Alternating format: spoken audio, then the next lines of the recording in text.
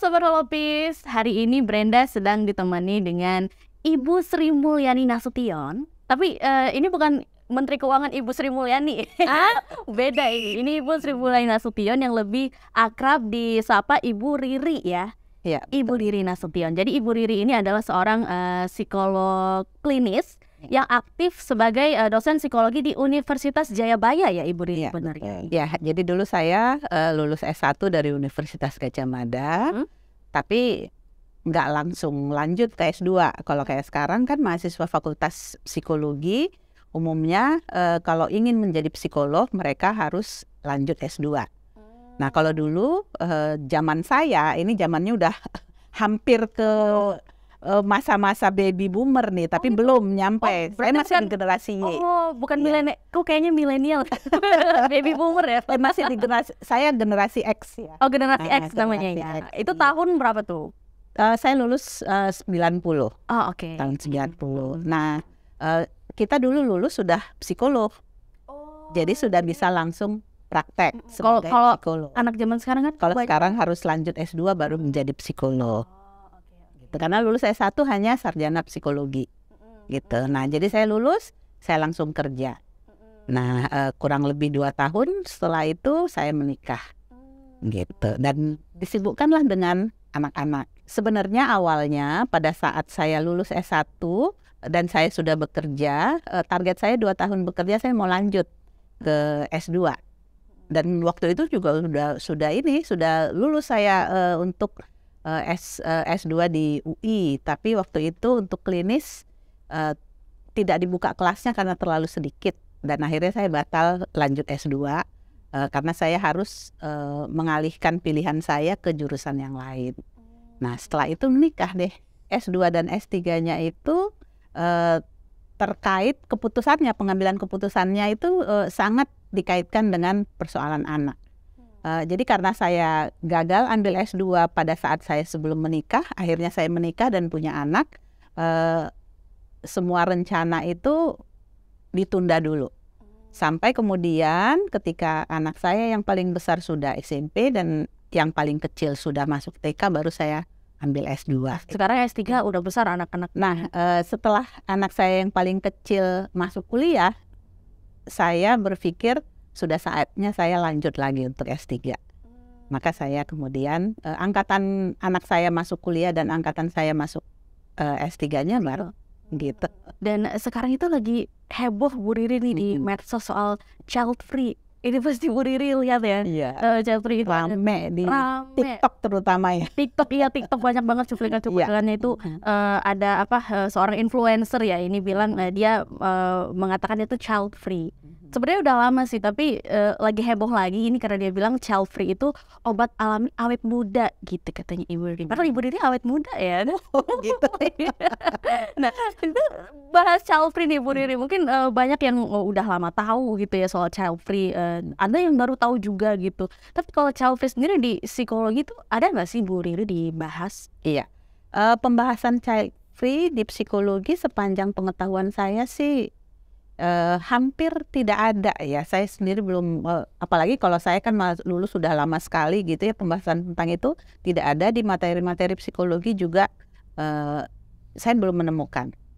Ya bisa jadi nanti dengan dengan perkembangan tentang isu ini bisa saja masuk menjadi pembahasan. Banyak gitu ya. baru. Iya betul. Nah justru yang paling banyak dibahas adalah tentang anak, tentang perkembangan anak, tentang pengasuhan anak gitu. Itu influencer yang lagi heboh itu Bu Riri kan dia akhirnya kan karena banyak di komentari netizen gitu ya, dia bilang saya tuh memutuskan child free karena karena ibu saya mengidap narcissistic personality disorder gitu. Itu emang ada gitu Bu Riri kaitannya? Sebenarnya kan semua perilaku orang, sikap-sikap orang, bagaimana seseorang mengambil keputusan, pastilah terkait dengan latar belakangnya, ya. Pastilah terkait dengan masa lalunya, dengan lingkungannya. Itu pasti semuanya terkait gitu. Nah, kita juga nggak tahu apa yang menjadi latar belakang Rina Nose misalnya mengambil keputusan untuk child free, kemudian ada juga Cinta Laura itu juga child free. Kemudian yang sekarang yang lagi rame kan Gita Saf ya. Nah, masing-masing itu alasannya berbeda-beda karena mereka juga pasti mempunyai latar belakang yang berbeda-beda. Nah, kalau kemudian ada disampaikan bahwa yang melatar belakangi Gita Saf untuk child free adalah karena dia merasakan ya apa ya namanya ya, sesuatu yang tidak menyenangkan di masa lalunya terkait dengan pengasuhan ibunya. Nah, cuman mungkin saya tidak akan membahas persoalan apa yang dikatakan oleh Gita Saf bahwa ibunya itu memiliki kepribadian narsisistik ya. Itu bisa menjadi pembahasan tersendiri lah. Cuman alangkah bijaknya kalau tidak membawa-bawa ibu, apalagi ini berkaitan dengan hal negatif tentang ibu gitu ya. Kasihan kan ibunya gitu. Mungkin ya udah kita lebih baik membahas tentang child free aja deh sendiri gitu. Iya. Berarti nggak bisa dibilang juga bahwa karena orang tuanya begini, anaknya nanti bisa child free, itu nggak bisa juga ya di ininya, atau multifaktor gitu. Iya, multifaktor. Persoalan psikologis itu sangat kompleks ya. Pengambilan keputusan dari seseorang juga itu biasanya multifaktor. Dan kemudian kan kehidupan pernikahan itu kan bukan cuma satu orang.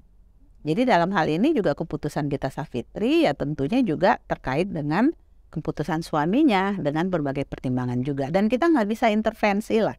Ya, ketika seseorang, apalagi itu rumah tangga orang mengambil keputusan tertentu, ya itu haknya mereka. Kita tidak bisa intervensi. Tapi child free itu kayaknya sekarang belakangan makin heboh ya Bu Riri. Apa karena medsos juga, kita nggak tahu ya. Jadi kayak lebih gampang gitu kita menerima informasi. Setiap orang beda-beda ini ya. Terus terang saya menemukan istilah child free itu sekitar beberapa tahun yang lalu lah, mungkin sekitar 5 tahun yang lalu, ketika saya melakukan wawancara dalam rangka assessment. Entah kenapa itu dalam sehari itu saya kebetulan waktu itu mewawancara 3 orang. 2 orang itu dalam hari yang sama bercerita tentang keputusan mereka child free. Dan yang satu kebetulan dia memang nggak punya anak, bukan child free gitu. Saya waktu itu benar-benar terperangah dan heran, kaget kok ada orang yang memutuskan child free. Yang saya pikirkan pertama waktu itu adalah bagaimana dengan orang tuanya. Ya oke, mereka memang sudah berumah tangga dan itu urusan dia dengan suaminya. Tetapi kan dia masih punya orang tua yang mungkin juga ikut urun rembuk memberikan saran seperti apa misalnya. Nah ternyata dia bercerita bahwa dia cuma 2 bersaudara dan dua-duanya memutuskan untuk child free dan itu didukung oleh ibunya. Tuh berarti kan nggak punya cucu gitu ya? Iya, orang tuanya nggak punya cucu dan menurutnya justru ibunya yang mendorong mereka untuk child free karena ibunya merasakan ketika mengasuh anaknya pada saat mereka masih kecil itu sangat menyulitkan buat ibunya. Nah untuk ayahnya sendiri ceritanya justru ayahnya nggak masalah, tetapi belakangan kayak ada keinginan untuk punya cucu juga gitu. Tapi mereka kan tetap memutuskan untuk child free. Nah itu kali pertama saya mendengar ada orang yang memutuskan untuk child free. Itu kelahiran tahun berapa tuh Bu Riri yang memutuskan child free? Mungkin kalau saat ini mungkin sudah 40-an umurnya, tapi kan itu sekitar 5 tahun yang lalu saya wawancara. Apakah mungkin ada generational trauma karena trauma cara mendidik orang tuanya yang ini gimana? Ya, memang sih banyak teori-teori yang mengatakan bahwa setiap generasi itu punya cirinya sendiri. Tetapi yang paling bisa kita lihat adalah kalau dari zaman milenial sampai ke sekarang generasi Z, kemudian generasi Alpha, yang paling berbeda dengan generasi-generasi sebelumnya kan adalah sumber informasi ya. Kalau zaman dulu, zaman saya, kita mau dengar berita gempa bumi aja, malam ini gempa bumi kita harus nunggu koran besok pagi untuk bisa tahu beritanya seperti apa. Boro-boro child free ya Bu. Iya. Apa aja sehari dulu. Iya, harus. Padahal misalnya di dekat kita tuh gempanya, tapi kalau mau dengar berita lengkapnya kita harus nunggu koran besok pagi. Jadi kan perpindahan informasi mempengaruhi mindset orang. Iya, iya. Dan kalau sekarang kan surplus informasi kan, Iya. bukan cuman cukup, bukan cuman banyak, tapi berlebihan. Justru kadang-kadang ya lebih banyak sampahnya daripada yang ya yang bener-benernya yang bermanfaat gitu ya. Nah, ini kan membutuhkan orang untuk bisa menyaring menyaring informasi, mana yang baik, mana yang tidak baik, mana yang cocok buat dia, mana yang tidak cocok buat dia. Nah, kalau yang nggak bisa, yang nggak punya kemampuan analisa misalnya, ya dia bisa serap tuh semua informasi yang masuk. Nah, makanya kalau sekarang ini kan untuk memberikan informasi kita harus sangat hati-hati, termasuk tentang informasi-informasi child free. Nah, kembali lagi tadi kalau misalnya seseorang punya keputusan-keputusan tertentu dalam hidupnya yang tidak mengganggu orang lain, ya itu hak masing-masing orang. Tetapi ketika itu sudah merupakan memberikan influence kepada orang lain, kan itu yang menjadi harus dipertimbangkan lebih matang lagi. Ya sama halnya dengan misalnya keluarga berencana sebagai program pemerintah, itu kan sesuatu yang memang perlu untuk disosialisasikan, disebarluaskan. Orang-orang perlu diinfluence dengan hal ini gitu. Nah, karena kan sudah banyak pertimbangan-pertimbangannya. Ketika itu menjadi program pemerintah, ya kita sebagai warga kan kita ya mengikutin, ya kita sudah memberikan kepercayaan lah kepada pemerintah untuk program-program yang mereka maksudkan memang baik untuk masyarakatnya. Beda dengan ini pendirian gitu ya, itu nggak ya kalau itu pendapat-pendapat pribadi, ya kita ini untuk diri kita sendiri aja. Nah, sekarang kan memang sangat banyak influencer ya, dan itu juga memang belum tersaring. Ya, belum tersaring, tidak bisa dikontrol juga oleh pemerintah. Nah, tetapi followernya banyak, sehingga apapun yang dikatakan itu memberikan pengaruh yang sangat besar bagi followernya tadi. Nah, itu yang agak dikhawatirkan memang. Agak riskan.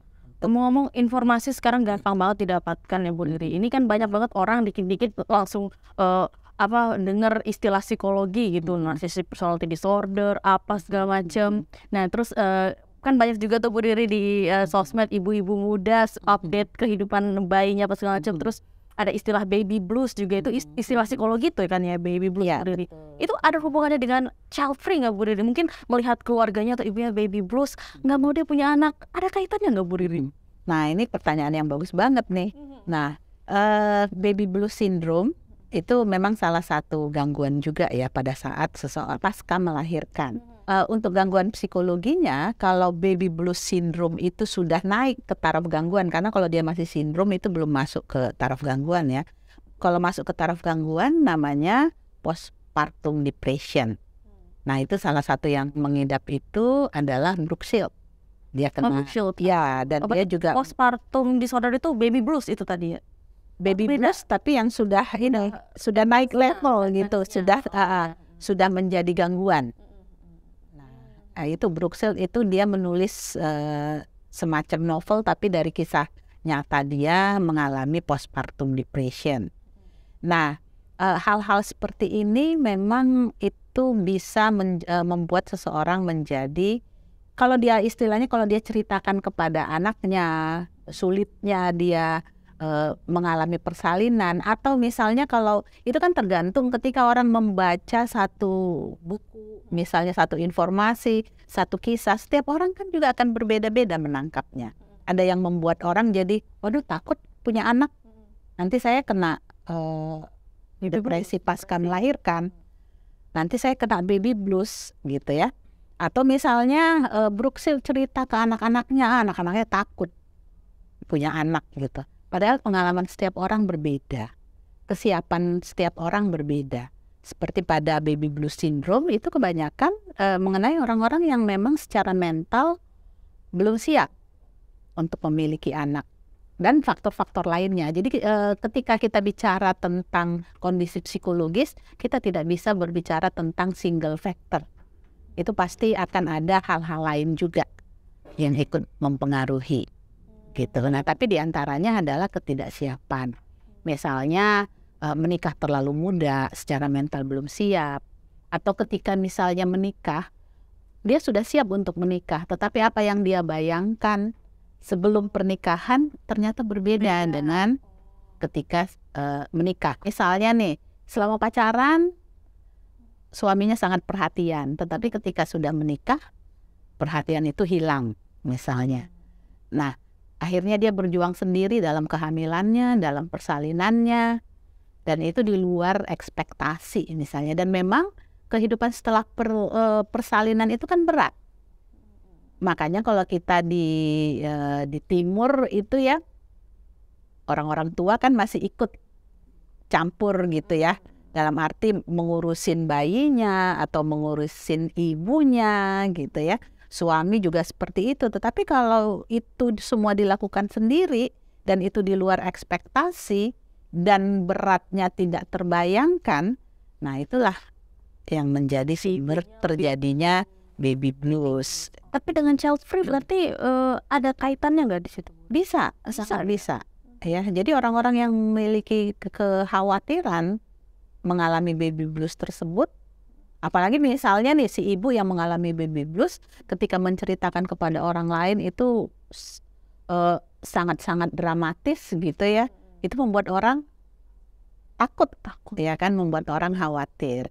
Nah, karena setiap orang juga kan berbeda-beda. Ada yang ketika dia sudah melewati satu masa-masa sulit, dia menceritakan itu dengan ringan dan bukan satu penderitaan yang ini gitu ya, hanya sebagai salah satu tahap dalam kehidupan. Orang yang dengar juga mungkin akan merasa ya udah itu cerita pengalaman aja, bukan sesuatu yang perlu ditakutkan. Mungkin diambil pelajarannya aja gitu. Iya. Gitu dengarnya. Nah, kadang dari cara seseorang bercerita juga itu bisa mempengaruhi. Nah, tetapi ketika misalnya itu diceritakan dengan sampai saat ini, misalnya lah orang-orang yang melahirkan itu kan sakit ya. Nah, tetapi apa yang terjadi pada ibu-ibu yang kesakitan ketika melahirkan? Udah selesai melihat anaknya, rasa sakit itu semua hilang. Besoknya dia punya anak lagi.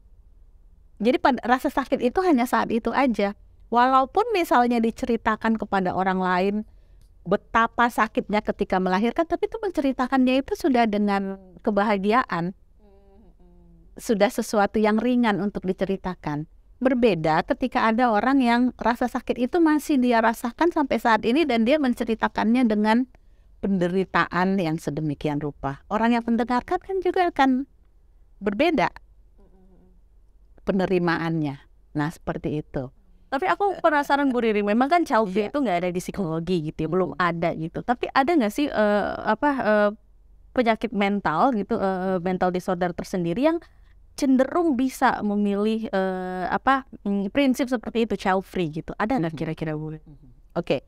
Tapi saya koreksi dulu ya, saya tidak terlalu berani mengatakan child free itu belum ada di psikologi, tapi sepanjang yang saya pahami, iya, pembahasan itu belum ada gitu, tapi bisa jadi sudah ada, itu mungkin di luar ini saya ya. Ya, nah hampir sama dengan tadi persoalan baby blues syndrome, ya, ketidaksiapan, ya. Ekspektasi yang tidak sesuai dan lain sebagainya, itu bisa membuat orang berubah pikiran. Bisa jadi seperti misalnya Gita Savitri kan, kalau yang saya lihat blognya di tahun 2014 atau 2015 gitu ya, dia masih mengatakan dia ingin anak. Itu bisa berbeda-beda ya Bu Riri ya? Ya, proses juga ya untuk ya, pandangan itu ya masih bisa berbeda. Saya juga pernah ngobrol dengan seorang generasi Z lah gitu ya, yang dia bilang dia kayaknya nanti akan child free ya sekitar 2 tahun yang lalu. Tapi ketika saya sekarang berbicara karena lagi rame nih, saya tanya lagi, dia bilang dia sudah berubah pikiran.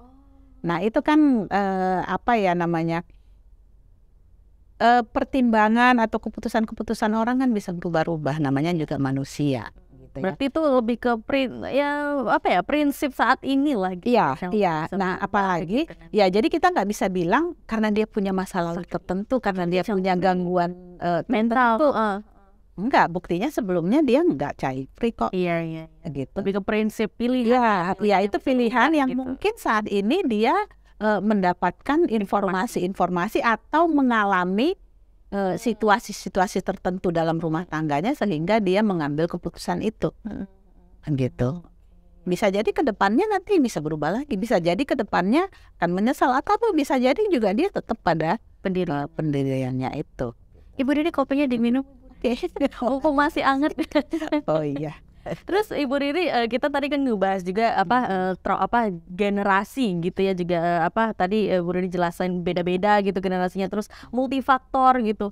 Ini kemarin juga sempat heboh juga ini di Jepang. Itu tuh kelahiran tuh rendah banget ya Ibu Riri, sampai kelahiran rendah, terus sampai tidak ada ahli waris. Tidak ada ahli waris. Ada nggak sih Bu Riri kaitannya? Berarti kan orang-orang Jepang tuh memutuskan untuk tidak memiliki anak ya. Selain di Jepang juga kalau nggak salah Korea itu juga salah satu negara yang mulai menuju ke situ. Itu apakah faktor ekonomi juga kah atau gimana gitu? Mungkin orang Asia Timur ini punya sifat-sifat unik tersendiri gitu yang beda sama kita kan. Kalau kita kan banyak anak banyak rezeki ya Bu Riri ya, makanya nggak usah takut gitu, ada rezeki, ada anak ada rezekinya sendiri gitu. Mereka mungkin punya keadaan mental yang berbeda mungkin ya di Asia Timur sana Bu. Ya, nah kalau kayak Jepang, terus terang saya juga walaupun tahu belakangan ini kalau Jepang itu kan makin tingkat kelahirannya makin kecil dan lain sebagainya, tapi saya masih sempat terpikir, seingat saya di zaman SD saya yang namanya jumlah penduduk Jepang itu masuk di dalam 5 besar. Oh, SD zaman Bu Riri, zaman saya SD berapa tuh? Sekitar tahun 70-an. 70-an ya? Tahun 70-an. Udah lama ya? Sudah lama. Ya. Nah, Jepang itu masuk dalam 5 besar jumlah penduduk terbanyak di dunia. Kalau sekarang kita nomor 4 terbanyak Bu Riri. Ya, Indonesia itu kurang lebih masih hampir sama dengan dulu, itu masih di Amerika, Cina, India, Indonesia itu selalu di atas. Ini punya anak terus ya. Ternyata Jepang sekarang sudah jauh di bawah. Itu juga saya sampai seperti itu gitu. Nah, makanya kalau kayak dulu Jepang itu terkenal dengan mobilnya kecil-kecil. Ya, gangnya kecil-kecil, rumahnya juga ini karena apa? Karena padat. Jadi mereka sudah punya ke arah situ. Tapi ternyata ya bisa jadi juga Jepang itu sebenarnya karena awalnya dari situ. Mungkin, tapi ini terus terang saya belum baca lebih jauh ya. Ini hanya perkiraan saya saja. Bisa jadi itu keberhasilan keluarga berencana mereka. Kenapa? Karena memang dulu mereka padat dan mereka ingin mengecilkan jumlah penduduk. Tapi kan itu bisa menjadi satu keterusan gitu ya, kebiasaan gitu.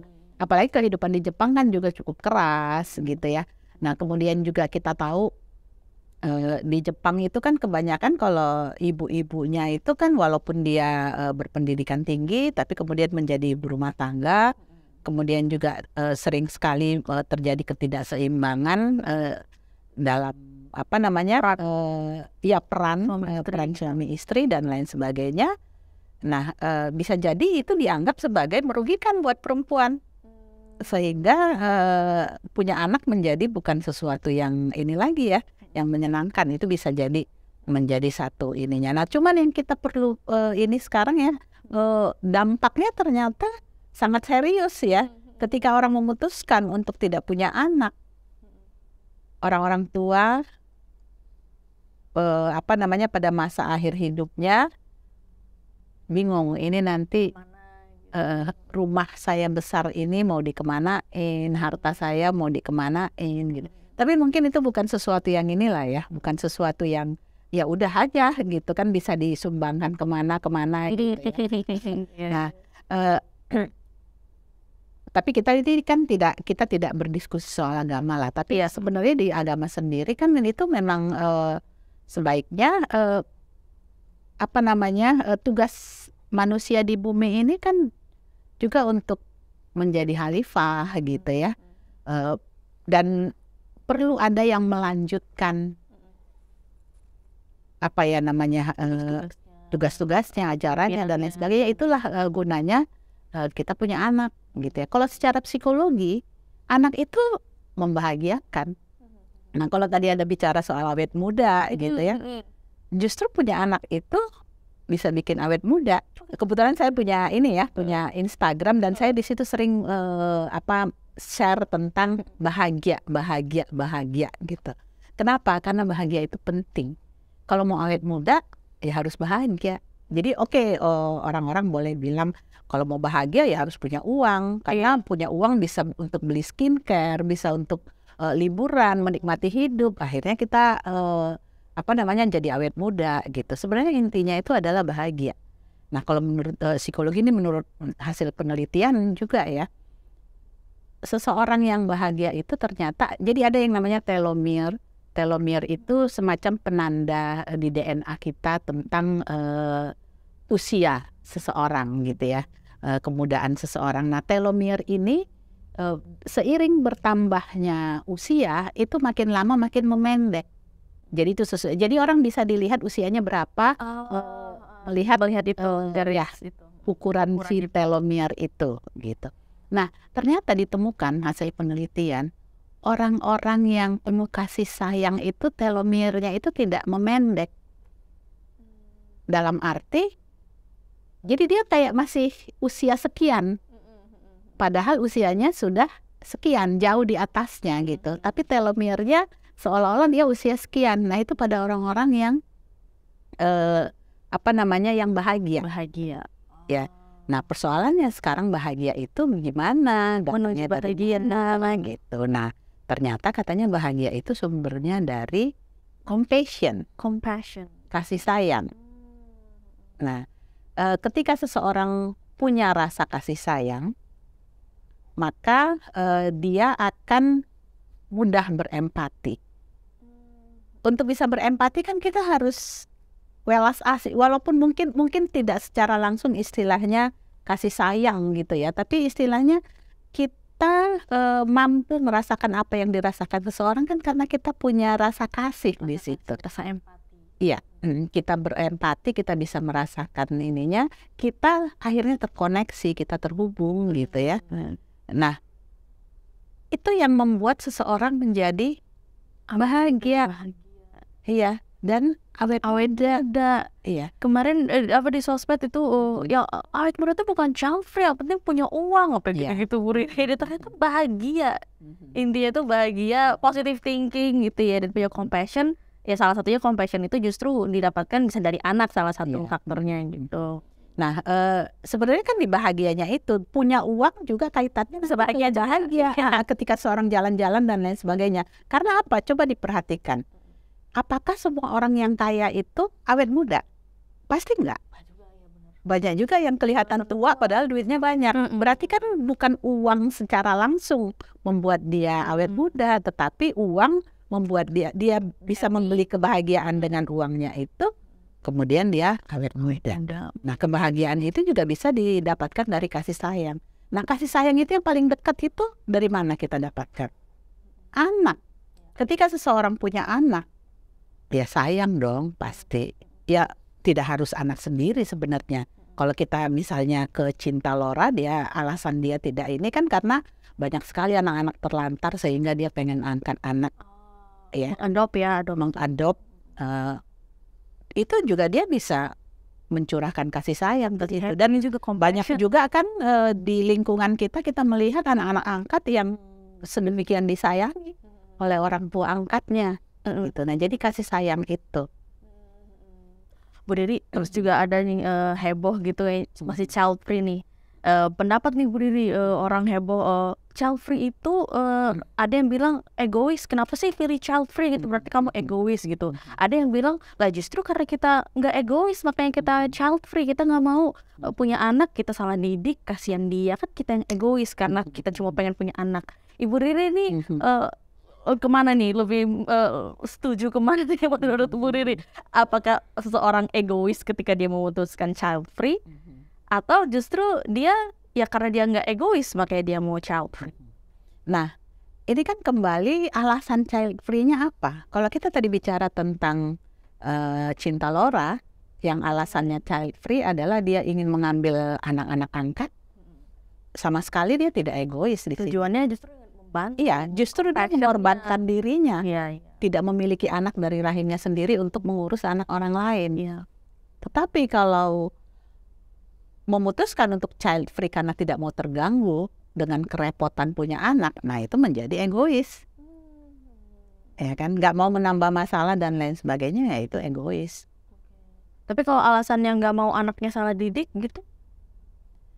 Nah, dalam hidup ini kapan sih manusia tidak punya salah? Kita melangkah saja juga ada kemungkinan kita jatuh keinjek apa gitu, dan yang merugikan orang lain gitu. Yang paling penting kan bagaimana kita mencoba untuk melakukan segala sesuatunya dengan benar. Benar versi kita dengan kekuatan kita. Itu bisa jadi proses belajar. Iya, itu menjadi proses belajar. Kalau kita salah, kalau kita kepleset, ya namanya manusia, kita kemudian berusaha untuk memperbaiki kesalahan tersebut. Bukan karena saya takut nilai jelek, saya nggak usah sekolah. Kan nggak seperti itu. Iya. Apakah kita nggak perlu sekolah karena takut nilai jelek? Apakah kita nggak usah pergi kerja karena takut nanti di jalan ada kecelakaan? Kan nggak seperti itu, kita jalani dulu. Kalau ada kesalahan, kita perbaiki kesalahan itu. Siapa tahu justru menjadi memperbaiki kita juga. Iya. Keberadaan anak itu bukan cuma kita memberikan ke anak loh. Mereka juga bisa Anak juga memberikan banyak kepada orang tua. Anak memberikan kebahagiaan, anak memberikan pelajaran hidup, dan lain sebagainya, banyak sekali. Dan kalau kita mengikuti ini ya, tradisi-tradisi apa kebiasaan dalam budaya kita, katanya banyak anak banyak rezeki gitu ya. Nah, kenapa banyak anak banyak rezeki? Bukan berarti kalau kita punya anak ya udah kita tungguin aja rezeki dari Tuhan, kan tetap sendiri itu miracle. Tetapi di situ tumbuh rasa tanggung jawab kita. Kita harus membiayai anak karena kita punya tanggung jawab di situ, sehingga para ayah menjadi lebih giat untuk mencari uang. Kalau enggak ya udah, buat apa? Iya. Toh anak cuma satu, misalnya udah. Iya, Ngapain kerja lagi gitu kan, naik gaji atau naik pangkat. Kemudian makna hidup. Iya. Yang buat manusia bertahan hidup ini adalah makna hidupnya, ada tujuan dalam kehidupannya. Kalau dalam psikologi itu ada Frankl ya, itu dalam humanistik. Nah, Viktor Frankl itu adalah salah satu penyintas pada masa Nazi, Hitler. Nah, dia masuk camp Nazi, anak istrinya juga masuk camp Nazi, Concentration camp. Dan dia melakukan penelitian selama itu. Dan akhirnya hasil penelitiannya adalah orang-orang yang bertahan hidup dalam camp konsentrasi itu adalah orang-orang yang punya tujuan hidup. Ya. Tujuan hidupnya apa? Kalau kayak Frankl itu, kenapa dia bertahan hidup? Karena dia kepengen ketemu sama istri dan anak-anaknya. Karena anak-anaknya perempuan, jadi kan terpisah ininya. Oh, kok ya campnya terpisah, cewek terpisah. cowok. Dia masih punya keinginan ketemu dengan anak dan istrinya. Itu yang membuat dia bertahan hidup. Find something to fight for. Ya, kalau nggak ada tujuan hidup, Ngapain? ya. Mau ngapain? Mau kemana gitu kan? Ya. Pergi nggak di situ-situ aja. Kalau misalnya menikah, kemudian hanya berdua saja dengan suami, ya sudah, selesai. Target hidup ke depannya udah nggak ada lagi. Ya udah, kita misalnya, ya hidup akan berasa apa ya? Nah, tapi ya saya tidak, bukan dalam arti saya menindakkan itu, ya itu setiap pilihan orang beda-beda, multifaktor tadi ya, multifaktor. Terakhir nih Bu Riri, yang ingin disampaikan nih kepada anak-anak milenial gitu, generasi Z yang amat sangat gampang gitu menerima informasi di luar sana tanpa saring menyaring dan bahkan suka self diagnose sendiri, yang suka nonton TikTok itu banyak ya. Tadi ceritanya ke sana. Ini ada apa nih pesan apa dari Bu Riri nih untuk generasi milenial atau yang mungkin juga sedang mempertimbangkan untuk child free atau gimana gitu, apa di pesan Bu Riri nih untuk yang lagi nonton? Ya, seperti saya katakan tadi kan sekarang surplus informasi ya. Jadi informasi apa aja kita bisa dapatkan ya. Termasuk juga informasi-informasi tentang gangguan psikologis. Nah, yang namanya manusia, ya ini kan dirinya gitu ya, pasti kepengen tahu tentang ada apa dengan diri saya. Ketika saya mengalami hal tertentu, kemudian cari tahu di Google. Nah, mulailah orang-orang melakukan self-diagnose. Karena kan gampang juga nyari kalau gejalanya ini. Sakit apa? Ya, gitu. Oh, gangguannya ini. Tiba-tiba ternyata aku bipolar gitu. Ternyata aku narcissistic, padahal tentu ya Bu Riri. Ya. Dan itu gitu ya ringan banget menyebutkan berbagai macam gangguan gitu ya. Memberikan judgement tentang gangguan-gangguan yang dialami orang lain maupun diri sendiri. Nah, saran saya sih sebagai psikolog nih, itu sebaiknya tidak dilakukan. Karena sama sebenarnya dengan dengan kesehatan fisik gitu ya. Ya bisa aja sih kita, waduh saya kena flu nih. Tapi kan kita nggak pernah tahu flu saya itu COVID kah atau flu-flu jenis yang lain. Itu baru akan bisa dideteksi kalau kita diperiksa dokter. Iya. Nah, begitu juga dengan gangguan-gangguan psikologis gitu. Jadi sebaiknya ketika mengalami merasakan sesuatu atau ada orang-orang di lingkungan yang kayaknya ada sesuatu yang nggak beres nih secara psikologis, ya silahkan datang ke ahlinya. Jangan googling. Ya boleh googling. Tapi jangan memahami untuk memahami diri sendiri dalam arti tidak mendiagnose. Iya. Tidak melakukan diagnosa. Kalau untuk orang-orang yang mungkin sedang berpikir untuk child free atau gimana, ada pesan Bu Riri? Ya, kembali lagi itu hak asasi ya. Setiap orang punya pertimbangan sendiri. Setiap orang juga punya perhitungan tentang kemampuan dirinya. Tetapi istilahnya tidak untuk mempengaruhi orang lain untuk mengikuti apa yang kita yakini benar, ya. Karena kan setiap orang punya pertimbangan ya sendiri-sendiri gitu. Oke. Makasih Bu Riri untuk waktunya hari ini. Diminum kopinya. Ntar kita ngobrol-ngobrol lagi mungkin ya, karena ini kan remaja ini agak labil ya Bu Riri ya, banyak sekali permasalahan hidupnya. Makasih banget Sobat Holopis udah nontonin, sampai jumpa di episode berikutnya. Dadah.